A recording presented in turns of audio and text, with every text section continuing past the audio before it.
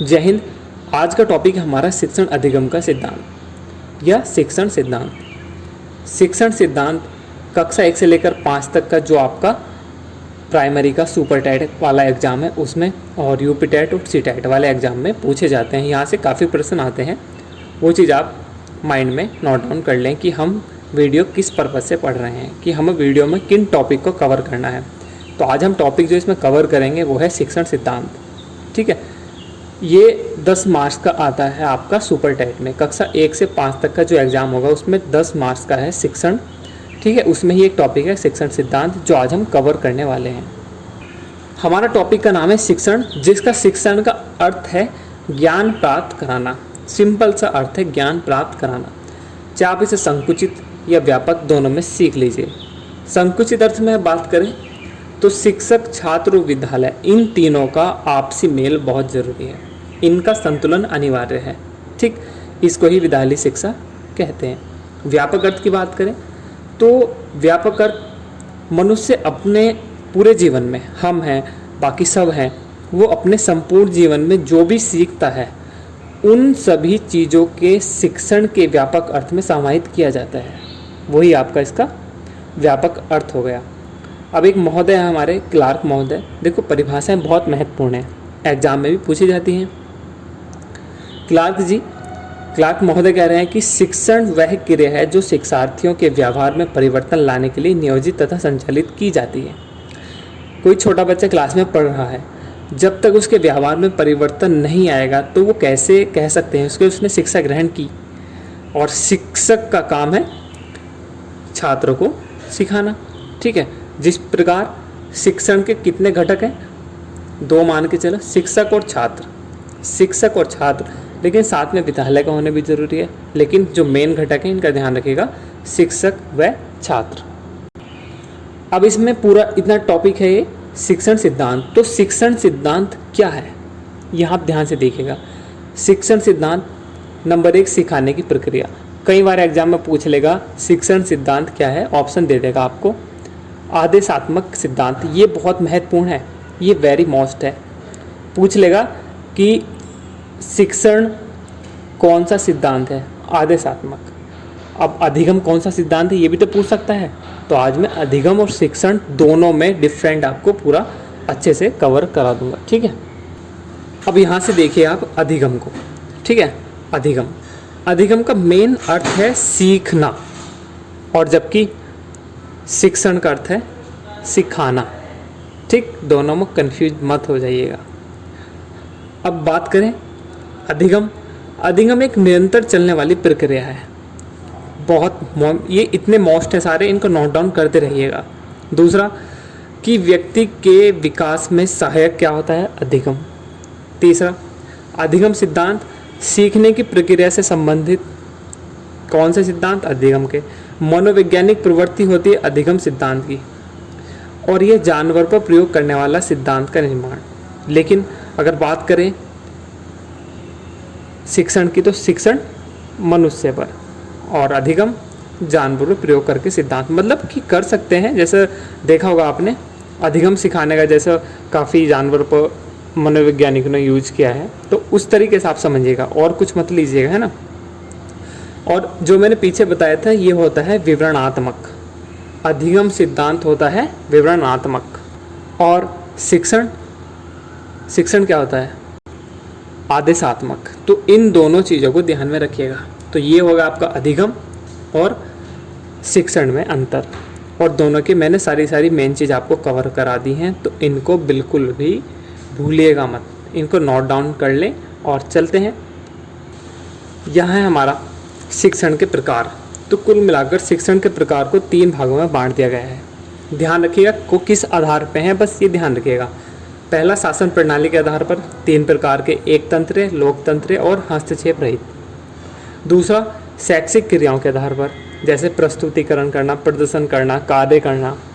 और शिक्षण स्वरूप के आधार पर वर्णात्मक, निदानात्मक, उपचारात्मक। तो इनका आपको सभी को अच्छी तरह ध्यान होना चाहिए। कुछ पहली वीडियोज़ हैं तो उन्हें भी आप देख लीजिएगा, काफ़ी इनमें वर्णन है इन चीज़ों का।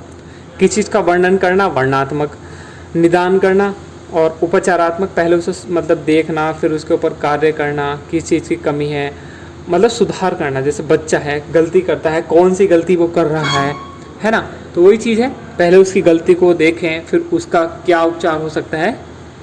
और शैक्षिक व्यवस्था, ठीक है, औपचारिक, अनौपचारिक और निरचारिक, बस 3 प्रकार याद रखने हैं आपको सबके। लेकिन ये मेन है, उद्देश्य के आधार पर 3 प्रकार हैं, ज्ञानात्मक, भावात्मक और क्रियात्मक, और एक है मनोगत्यात्मक। अगर इन तीनों की बात करें, ज्ञानात्मक, भावात्मक और क्रियात्मक, तो ये उद्देश्य के आधार पर किसने दिए हैं, ये याद रखिएगा बस, ब्लूम ने। ये मेन है, इट्स अ मोस्ट, ठीक है। ब्लूम ने 3 शिक्षण के प्रकार बताए हैं, उद्देश्य के आधार पर, ज्ञानात्मक, भावात्मक और क्रियात्मक, ठीक है। इसके बाद है अनुदेशन। अनुदेशन क्या है, बहुत ईजी है, शिक्षार्थियों को उसके उद्देश्य के प्रति जागरूक करना, या इसके उद्देश्य के प्रति जागरूक करती है, वही अनुदेशन कहलाता है। इसके बाद संप्रेक्षण। संप्रेक्षण क्या है, कम्युनिकेशन, ठीक है। अगर मैं आपको इसकी सीधी सीधी डेफिनेशन बताऊं, यानी एक ऐसी प्रक्रिया आप और मैं है ना, तो जिसमें व्यक्ति अपने ज्ञान, अपना हाव भाव, अपने विचार, एक दूसरे का आदान प्रदान, ठीक है, यानी हम किसी दूसरे व्यक्ति से बात कर रहे हैं, तो वही एक कम्युनिकेशन है, ठीक है। चलिए, लेकिन एग्जाम में जो पूछेगा वो ये कि कम्युनिकेशन, ये संप्रेक्षण कहते हैं इसको, संप्रेक्षण की उत्पत्ति किस शब्द से हुई है, तो याद रखिएगा लैटिन भाषा के कम्युनिस शब्द से हुई है, ये मेन है, ठीक है, जिसका अर्थ है सामान्य। परिभाषा यहाँ देख लीजिए, अगर आप परिभाषा याद कर रहे हैं तो किसी एक मनोवैज्ञानिक की कीजिए, क्योंकि उसका नाम भी याद हो जाएगा और परिभाषा भी। तो डेल महोदय ने कहा है संप्रेक्षण की परिभाषा के लिए कि संप्रेक्षण विचार विनिमय, ठीक है, जो ध्यान से चीज़ों को समझिएगा भी, चीज़ें जब समझेंगे ना तभी अच्छे से हमारे माइंड में आएंगी। तो इन्होंने कहा है संप्रेक्षण विचार विनिमय के मोड में विचारों तथा भावनाओं को परस्पर जानने तथा समझने की एक प्रक्रिया है। यह इन्होंने डेल महोदय की परिभाषा है। ये बहुत मेन हो गया, पूछे भी गए एग्जाम में कि संप्रेक्षण कितने प्रकार का होता है। याद रखिएगा 2 प्रकार का होता है, ठीक, एक तो शाब्दिक और दूसरा अशाब्दिक, ठीक। यहाँ पर शाब्दिक 2 प्रकार का होता है। देखो, संप्रेक्षण के 2 प्रकार, शाब्दिक, अशाब्दिक, और शाब्दिक के भी 2 प्रकार हो जाते हैं, मौखिक और लिखित, ठीक है। मौखिक क्या है आप सभी जानते हैं, यानी वाणी के द्वारा सूचनाओं का आदान प्रदान, ठीक है। अगर लिखित की बात करें तो लिखित लिखने के हिसाब से, यानी सूचनाओं का आदान प्रदान लिखित रूप में। और अशाब्दिक संप्रेक्षण की बात करें तो जिसमें भाषा का प्रयोग न किया गया, जिसमें वाणी संकेत हुआ और कुछ मुख्य मुद्राओं इस बना लेते ना, इशारे टाइप से, है ना, तो ये अशाब्दिक संप्रेक्षण हो गया। तीनों के तीनों कवर हो गए। अब एग्जाम में आपसे ये भी पूछ लेगा, दोनों देखो मोस्ट हैं, घटक पूछ लेगा कि संप्रेक्षण के कितने घटक हैं, ठीक है। तो प्रेषक, संदेश और ग्राही। जैसे अगर आप इनका एक वो बना ले ग्राफ सा कि सबसे पहले संप्रेक्षण का स्रोत क्या है, ठीक है, उसके बाद संदेश का माध्यम, फिर संदेश प्राप्त करता, फिर उसकी पुष्टि यानी पृष्ठपोषण, तो वही चीज़ें हैं ना। तो इसके 3 घटक याद रखिएगा, प्रेषक, संदेश और ग्राही। अब इसके बाद है प्रिंसिपल ऑफ टीचिंग, यानी शिक्षण के सिद्धांत। देखो मेन चीज़ क्या है, मेन चीज़ जो है वो आपको मैं नोट करा ही रहा हूँ, लेकिन आपको ध्यान रखना है कि कुछ चीज़ें इतनी महत्वपूर्ण हैं जो हमसे छूट जाती हैं, लेकिन हमें कुछ नहीं छोड़ना, ठीक है ना। तो चलिए, उसके बाद है प्रिंसिपल ऑफ टीचिंग, उद्देश्यपूर्ण सिद्धांत। इसका पहला है उद्देश्यपूर्ण सिद्धांत। देखो मैं सिर्फ थोड़ा थोड़ा बताऊंगा इनके बारे में, आपको इनके परिभाषाएं इसमें ही मिल जाएंगी। जैसे यह है उद्देश्यपूर्ण सिद्धांत, यानी प्रत्येक पाठ का कोई ना कोई उद्देश्य होगा, तभी तो वो पढ़ाया जा रहा है, तभी तो उसका शिक्षक शिक्षण करा रहा है। उसके बाद पूर्वानुव संबंधी सिद्धांत, ठीक है। तो इनके एक जनक हैं, इनको याद कर लीजिएगा, हर्बर्ट, ठीक है, हर्बर्ट। ये क्या है, इन्होंने कहा कि पूर्व ज्ञान को इस सिद्धांत में अपनाना इसलिए ज़रूरी है क्योंकि बालक को पूर्व ज्ञान कितना है ये ज़रूर जानना चाहिए। नंबर 3, विभक्तिकरण का सिद्धांत। विभक्तिकरण का मतलब है कि छोटी छोटी विषय है ना, यूनिट में विभक्त कर देते हैं, वही होता है। ठीक है, उसके बाद अभ्यास। अभ्यास का सिद्धांत क्या है कि पुनरावृत्ति होनी चाहिए चीज़ों की। मान लीजिए शिक्षक कक्षा के अंदर बच्चों को पढ़ा रहा है, तो वो क्या है कि उसको उस चीज़ की पुनरावृत्ति होती है, जिससे क्या है कि अभ्यास अधिक उत्तम होता है ना। उसके बाद है नेक्स्ट नियोजन। नियोजन क्या है? हर चीज़ को स्पष्ट करना।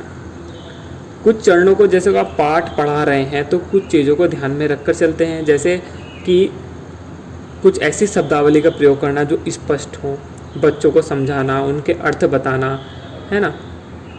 शिक्षण बिंदु के कुछ ऐसे क्रमबद्ध रखना जो उनके समझ में आ जाए। विषय पाठ, जो भी विषय है, पाठ है, उसको उसके बारे में बताना, है ना। तो वो चीज़ है सारी। रुचि का सिद्धांत। रुचि वही है, आप जानते हैं कि छात्रों को प्रेरित करना सीखने के लिए। अब छात्र तभी तो सीखेगा, तब उसमें रुचि होगी। हम है, कोई भी इंसान है, जब तक हम किसी चीज़ में रुचि नहीं लेंगे तो वो चीज़ हमारी समझ में नहीं आएगी। तो इसलिए रुचि का सिद्धांत भी बहुत ज़रूरी है। अब व्यक्तिगत विविधता। हर इंसान अलग होता है, सबका समझने का जो ढंग है वो डिफरेंट है। डिफरेंट, किसी को किस तरह से समझ में आ रहा है, किसी को किस तरह समझ में आ रहा है, तो सभी की बातें ध्यान में रखनी बहुत ज़रूरी है। कोई भी चीज़ है उसको माइंड में बहुत अच्छे से रखना है। कोई मंद बुद्धि है, कोई तीव्र बुद्धि है, और ज्ञानेंद्रियों का प्रशिक्षण, ये भी बहुत ज़रूरी है। जो हमारी इंद्रियाँ होती हैं, ठीक है, इंद्रियों को प्रशिक्षण दिया जाता है, जिसका सदुपयोग हम स्वयं करें और जैसे विद्यार्थी उनको कराएं। ठीक है, कितनी उसमें क्षमता है, तर्क वितर्क विचार वगैरह, तो इन चीज़ों से भी ज्ञान अर्जन होता है। तो ये थे शिक्षण के कुछ सिद्धांत जो बहुत महत्वपूर्ण है। उसके बाद है पूरा टॉपिक। मैंने सिर्फ पहला आपको अधिगम बताया था, लेकिन ये पूरा जो टॉपिक है वो है अपेक्षित अधिगम स्तर। ठीक है, इसमें अपेक्षित अर्थ का देखो, अपेक्षित मतलब है ज्ञात करना, अधिगम का अर्थ है सीखना, और स्तर का अर्थ है उपलब्धि का स्तर। मैंने पहले ही बता दिया था, उपलब्धि का स्तर अधिगम में भी होता है, लेकिन अपेक्षित अधिगम स्तर का मतलब है, अपेक्षित मतलब ज्ञात करना, अधिगम सीखना, और स्तर का है उपलब्धि का स्तर।